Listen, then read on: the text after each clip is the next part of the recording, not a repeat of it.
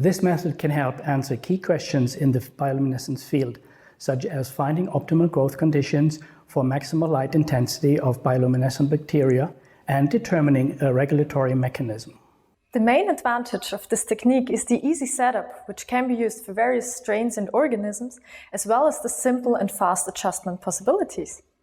Though this method can provide insight into lux operon characteristics, it can also be applied to other systems such as bacterial environmental reporter systems or sensors.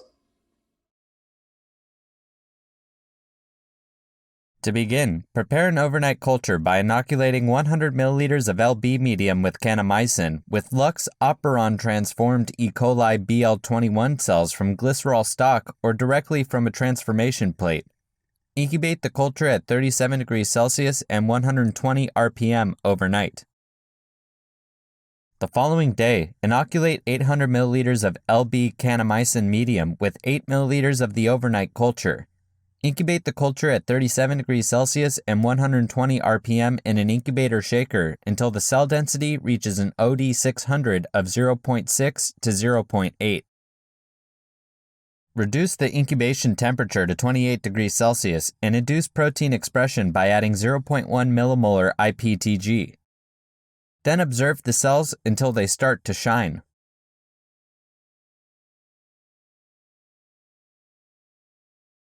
After preparing media according to the text protocol, streak the bacterial bioluminescent strains on artificial seawater medium agar plates and incubate them at 24 to 30 degrees Celsius overnight.